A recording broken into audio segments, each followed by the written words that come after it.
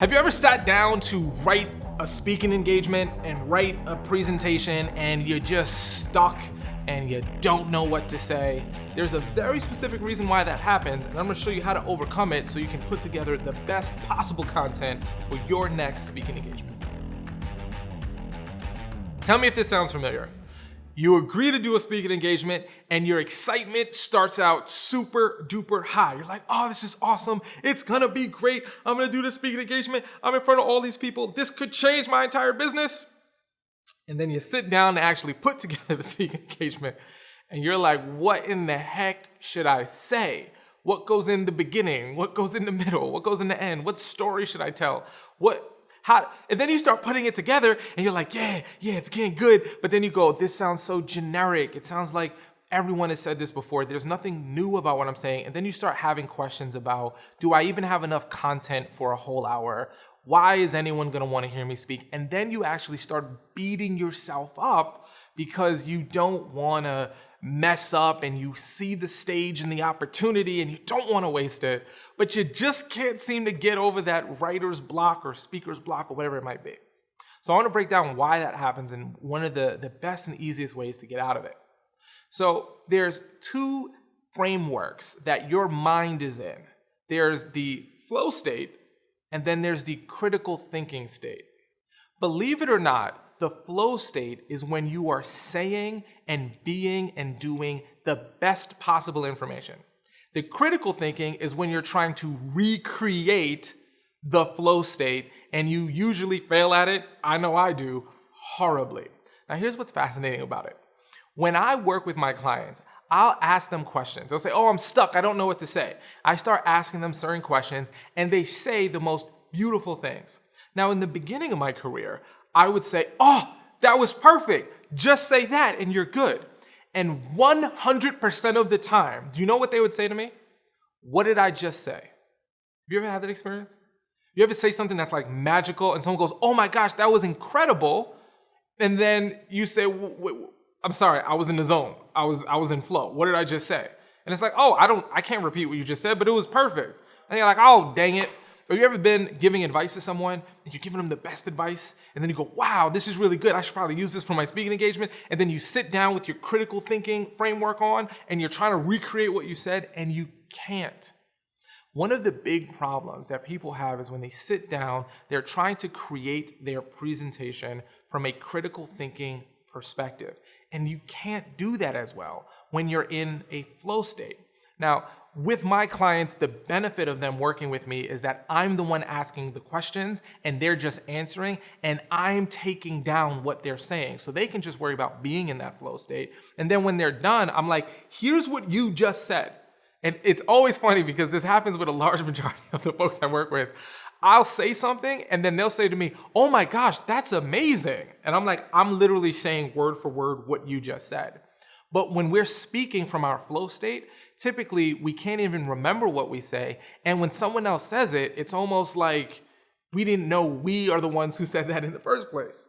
So how do you get into the flow state? Well, I highly encourage you to work with someone who can pull out the right ideas that you can just worry about flowing and then it's their job to articulate and get it down. If you can't have access to that, instead of trying to figure out what to say, I want you to ask yourself questions. It's amazing how that little shift in how you put your speaking engagement together, how you put the flow of it will change everything if you're answering good questions. So some of the questions I like to ask myself to help get me into the flow state is, if I could go into my audience's shoes, so you have to understand who your audience is, what their goals are, what their dreams are, what their desires, what their hesitations, what their limitations are. There's a whole process to understand that, of course, but you have to do that. So if you understand your audience, then I literally imagine I'm in my audience. I go out of my body and sit down and I observe me and I ask myself, what would I need to hear the most right now so that I can take action?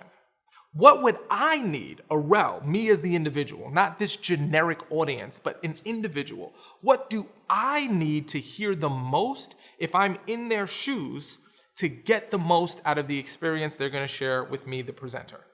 And I sit with that. Now, this is a little trick that I learned from psychology back in the day that served me really well. The mind is a natural problem solver. We hate having a question without the answer. We hate it. So what happens if we ask ourselves questions and don't give ourselves an out with the answer, we come up with the right answer. Now, what do I mean by an out? Okay. So if I say something like, I don't know, that's actually an answer. So if I ask myself, what does my audience need to hear the most right now based on what I know about them? And if I go, I don't know, that's actually an answer and my mind shuts off. But if I don't allow myself to say I don't know, if I just sit and think with it, it's amazing how our brain doesn't like not knowing the answer and starts working together to come into the flow. Well, I'd probably want to know this. And then I was like, well, what would I want to know about it? Well, I want to know this, and I want to know that, I want to know this. And then boom, I start just jotting it down. Because I realize if I try to write down my flow state, it doesn't really work for my particular brain. I might bullet point it. The first thing you want to do is really get clear on who the audience is. The next thing you want to do is get clear on where do you want to take them. What do they need to know the most? What is the end goal at the end of the presentation that if they thought this, if they saw this, if they did this, it would have the highest impact? And the way that you do that is you get into the shoes of your audience and think about your individual needs. I'll give you a little bonus tip here. Most people, when they think about an audience, they think of them as this like monolith, this like generic like glob of a human. It's better to think more to an individual. I like to think about myself. What do I need to hear? Or I think about an avatar, a description of my ideal audience member and what they need to hear based on what I know of them, right? So I think about what is it that they need to hear. Then I ask this very important question. What have they heard 1,000 times already? Because if I'm going to say something like trust your gut or believe in yourself or something generic like that, they've heard it 1,000,000 times. What I'm going to say is not necessarily going to impact them. So I need to think about what is it that I want to say that's unique that also hasn't been beat to death 1,000 times. Then I start asking really interesting questions. This is a very interesting one. Why won't my audience believe me? This is important. Most people never ask themselves this question. Every single presenter will have perceived barriers. People might say something like, oh, that's easy for you to do because you're a man and I'm a woman, or because you're a woman and I'm a man, or because you have money and I don't have money, or because you already have an established brand and I don't. There's 1,000 reasons why people won't believe.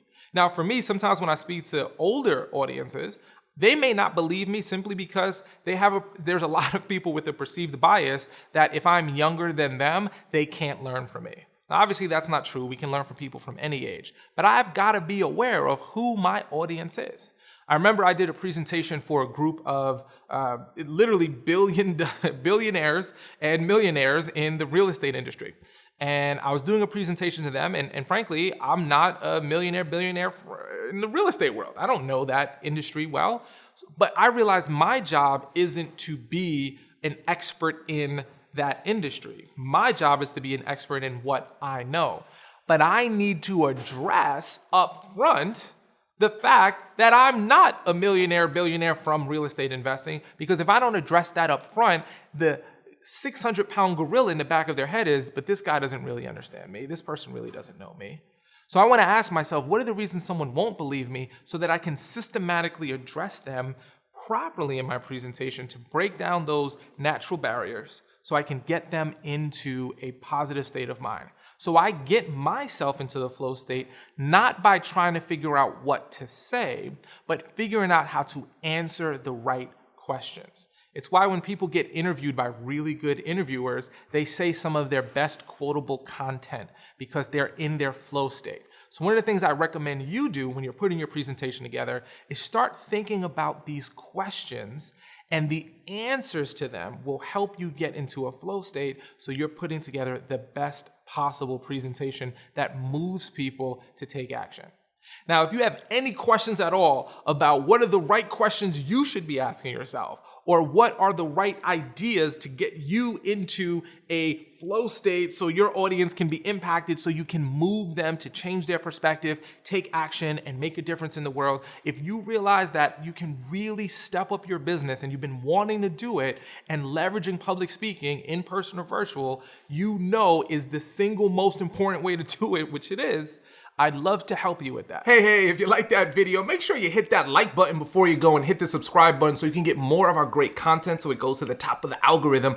And if you head over to talkadot.com, not only will you get more in-depth resources there to help you with your speaking, but also you'll be able to get a free account for our amazing software tool that helps speakers like you pull leads from your speaking engagements, get data so you can actually have objectifiable information on why you're so good at what you do and how to use that data to book more speaking engagements. If you want to find out what Talkadot is, head over to talkadot.com. And remember, if you want to talk a lot, head over to Talkadot. See what I did there? Just go to the website. Trust me, it'll make more sense when you're there. I'll see you at the next video.